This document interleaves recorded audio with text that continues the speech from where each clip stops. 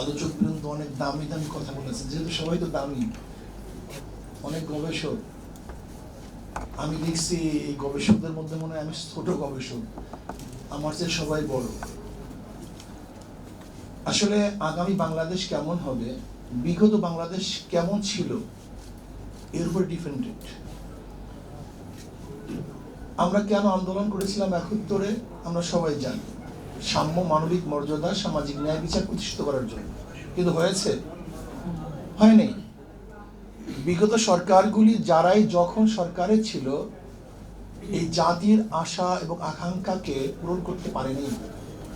এর জন্য দেখবেন প্রত্যেক শাসক আসার পরই তাদের বিরুদ্ধে আন্দোলন, সমালোচনা শুরু হয়েছে। আবার আন্দোলন করেছি, সাকসেস হয়েছি, আবারও আন্দোলন, আবারও রক্তপাত, আবারও সংগ্রাম, আবারও অবরোধ। কতদিন করব? এর কারণটা কি? আসলে আমি দেখছি মূল কারণ সম্পর্কে আমরা অনেকেই আলোচনা করি না। ধরে নেন আগামী বাংলাদেশ কেমন হবে যদি আওয়ামী লীগের যুব সংগঠন এখানে বৈঠকটা করতো, এর চেয়ে খারাপ কথা একটাও বলতো না। এখানে যে কথাগুলি নিয়ে আসছে এর চেয়ে হয়তো আরো ভালো ভালো কথা বলতো। আচ্ছা, কমিউনিস্টের কোনো যুব সংগঠন যদি এই গোল টেবিল বৈঠক করতো, সেখানে এরকম সুন্দর সুন্দর কথা আসতো। দেখেন, গণতন্ত্রের ব্যাপারে শেখ হাসিনার মুখে যতবার বক্তব্য শুনেছি, গণতন্ত্র রক্ষা করতে হবে, পুনরুদ্ধার করতে হবে, বাস্তবায়ন করতে হবে, এরকম বক্তব্য হয়তো অনেকের মুখে আমরা শুনিনি। একজন মানুষ যখন বক্তৃতা করে, সে চায় যে মানুষজন আকৃষ্ট হয়, ভালো কথা বলতে পারে। কিন্তু সবচেয়ে মূল প্রশ্ন কোথায়? আমাদের দেশে বড় সমস্যাটা কি? এই সমস্যা সম্পর্কে আমরা আসলে কেউ আলোচনা করি না। আমাদের দেশের সবচেয়ে বড় সমস্যা নীতি ও আদর্শ। নীতি ও আদর্শ সবচেয়ে বড় সমস্যা। আপনি পানি পান করবেন, শুধু কি পানি দেখবেন না পাত্রও দেখবেন? যদি আপনি পানি স্বচ্ছ কিন্তু পাত্র বিষযুক্ত, তাহলে আপনি স্বচ্ছ পানি পান করতে পারবেন? পানিরও প্রয়োজন, পাত্রেরও প্রয়োজন। আজকে যারা বাস্তবায়ন করবে আমাদের আইন কানুন, তাদের চরিত্রটা কি? এই যে সমকালের উদাহরণ দিছে আমাদের এক যুবক ভাই, গতদিন তাদের চরিত্র কি ছিল, আজকে তাদের চরিত্র কি? আপনি কি চিন্তা করতে পারছেন সুপ্রিম কোর্টে পুরা বেঞ্চ সরকার পরিবর্তন হওয়ার পরে যদি পরিবর্তন হয়ে যায়, সেই দেশটা কোথায়?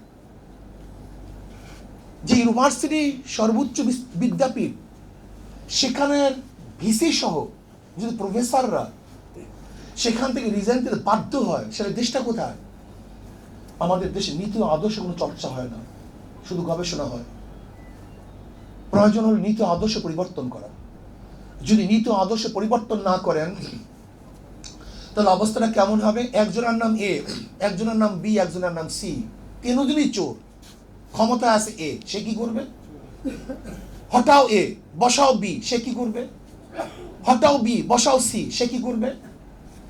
আমরা খালেদা জিয়াকে, তারেককে দেশ থেকে, এই ক্ষমতার থেকে তাড়ালাম কেন? তখন শুধু শুনতাম, পত্রিকায় দেখতাম হাওয়া ভবন, হাওয়া ভবন, হাওয়া ভবন, ট্রান্সফার কেস, খাম্বা কেস, দুর্নীতি, চুরি, ডাকাতি। পত্রিকায় প্রতিদিন আসতে হেডলাইনে এত টাকা চুরি হয়েছে, এত টাকা ঘুষ হয়েছে, এত টাকা বাণিজ্য হয়েছে। আওয়ামী লীগের আমলে একই দেখছি। যদি আবারও সেই বিএনপিকে ক্ষমতা আনার জন্য আমাদের দেশের শিক্ষিত সমাজ, নীতিবান সমাজ কথা বলে, তাহলে আমরা তাদেরকে কি বলতে পারি? আমাকে বলুন, আমরা কি বলতে পারি?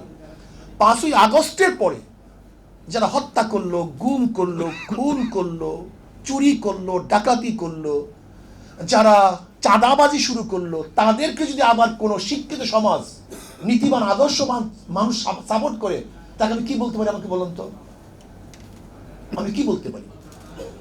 আমি বিশ্বাস করি আমাদের সবচেয়ে বড় অভাব হলো নীতি ও আদর্শের। চরিত্রবান মানুষ নেই, আদর্শবান মানুষ নেই।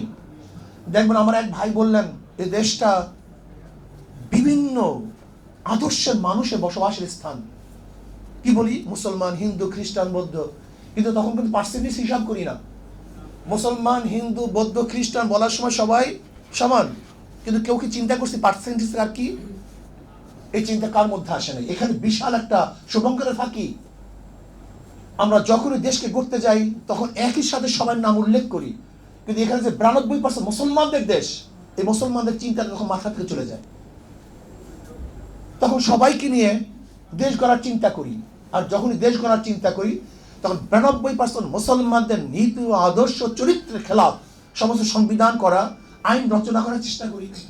যেমন ধরে নেন ট্রান্সজেন্ডার, এটি মুসলমানরা মানে আমাদেরকে চাপিয়ে দেওয়া হয়েছে। এর জন্য আমি প্রধান উপদেষ্টার সাথে যখন সাক্ষাৎ করেছিলাম, আমি তাকে অনুরোধ করেছি পাশ্চাত্যদের কোন সংস্কৃতি যেন আমাদের উপর চাপিয়ে দেওয়া না হয়, চাপিয়ে দেওয়া না হয়। আজকে কোন খাতের কথা বলবেন, কোন সেকশনের কথা বলবেন, সব জায়গায় তো দুর্নীতি, সবাই তো দুর্নীতিবাজ। শিক্ষকরা দুর্নীতিবাজ, বিচারকরা দুর্নীতিবাজ, প্রশাসকরা দুর্নীতিবাজ, অর্থনীতিবিদরা দুর্নীতিবাজ, যারা ব্যবসায়ী তারা দুর্নীতিবাজ। আপনি কোন জায়গায় ঔষধ লাগাবেন আমাকে বলুন তো, ঔষধটা দিবেন কোন জায়গায়?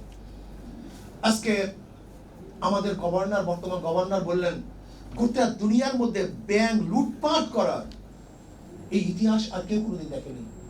কিভাবে করছে?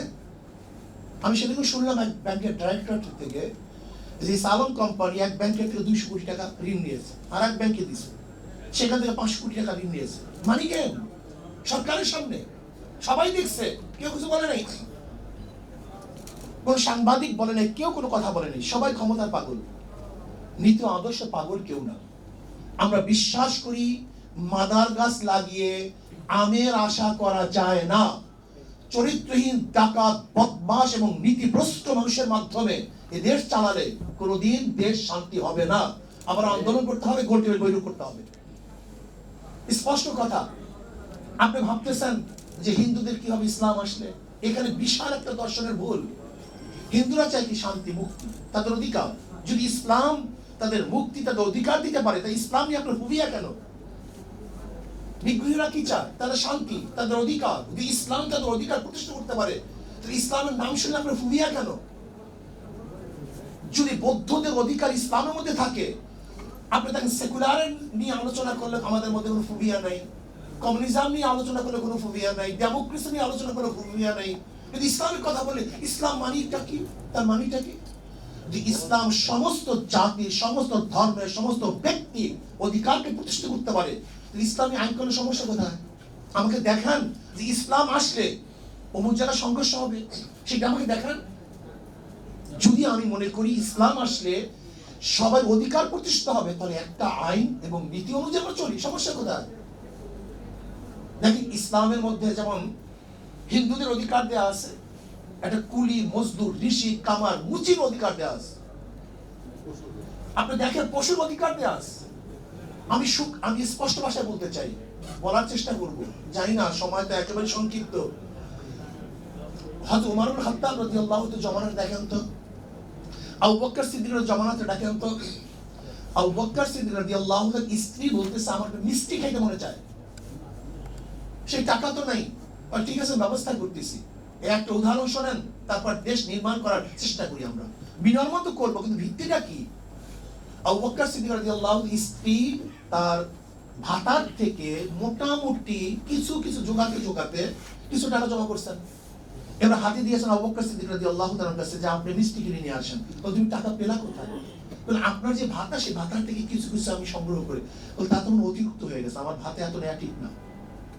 শুধু মিষ্টি আনলেনই না, বরং সেই টাকাগুলি বাইতুল মালে ফেরত দিয়ে আসলেন। এর নাম ইসলাম, এর নাম নীতি আদর্শ।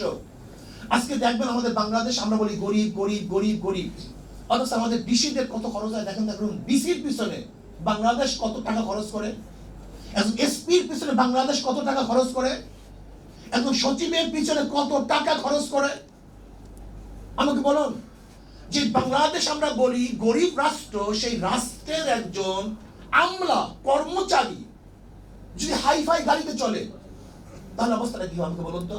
ওরা তো চোর, ওরাই তো ডাকাত, ওদেরকে আমি সেই মানে নিয়ে এসছি। আপনি জানেন যশোরের বাংলুরের অবস্থা দেখেন, যশোরের ডিসির যে বাংলুরটা আছে, সেখানে কত একর জমি আছে জানেন আপনি? কত একর জমি সেখানে, একটা মনে হয় কান্ট্রি, একটা রাজত্ব। সে মানুষ মনে করে না, এই অফিসার, এই গার্ড, এই সেগুলো তো আমি মানুষ না। এর জন্য আমি প্রধান উপদেষ্টার কাছে লঙ্গি পরে গিয়েছিলাম। কেন? এই সংস্কৃতি পরিবর্তন করুন, যে ভাব ভূপ পরিবর্তন করুন। আমরা গাড়ি দেখলেই মনে হয় যেন এইটা হয়ে গেছি, পোশাক দেখলেই মনে হয় এইটা হয়ে গেছি। পোশাক বাদ দেন। আল্লামা রুমি বলছিল, আমি হাজারো পোশাক দেখেছি যার মধ্যে মানুষ নেই, আর হাজারো মানুষ দেখেছি যার মধ্যে পোশাক নেই। আমরা সম্পূর্ণ আর্টিফিশিয়াল হয়ে গেছি। আমাদের মূল লক্ষ্য উদ্দেশ্য তো অনেক দূরে চলে গেছে। আজকে বাজেটের বেশি চলে যায় কোথায় দেখান তো? জনগণের কল্যাণে বেশি যায় না প্রশাসনকে পালার জন্য বেশি যায়? আমাকে দেখান আপনি। আজকে শিক্ষা খাতে বাজেট কোথায়? আজকে চিকিৎসা খাতে বাজেট কোথায়? আজকে অন্ন বস্ত্র বাসস্থানের বাজেট কোথায়? আর দেখেন আর্মিদের বাজেট কত, দেখুন আজকে প্রশাসনের বাজেট কত, চুরি কত, ডাকাতি কত। এগুলি পরিবর্তন করতে হবে। মনে করতে হয় প্রত্যেকটা প্রশাসনের লোক এদেশের কর্মচারী, তারা চাকুরিজীবী। চাকুর মানে চাকুরগিরি করে যে জীবিকা নির্বাহ করে তার নাম চাকরিজীবী। আইনজীবী যে আইন ব্যবসা করে জীবিকা নির্বাহ করে আইনজীবী। বুদ্ধিজীবী যে বুদ্ধি বিক্রি করে নিজের পেটটাকে চালায় সে হলো বুদ্ধিজীবী। আর চাকুরিজীবী যে চাকরগিরি করে জীবিকা নির্বাহ করে সে হলো চাকরিজীবী। কাজে আমরা জনগণ মালিক, সমস্ত রাষ্ট্রের যারা কর্মচারী তারা আমাদের গোলাম, আমাদের অধীনস্থ, আমাদের চাকর। কিন্তু তাদের ভাব দিয়েছে কি এখন জনগণ হয়ে গেছে গোলাম, আর যারা আমাদের কর্মচারী তারা হয়ে গেছে মালিক। এটা হবে কেন? এটা হতে পারে না।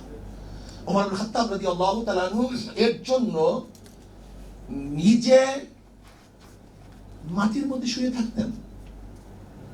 নিজের ইন্তেকালের পর 17টা জামার মধ্যে তালি পাওয়া গেছে।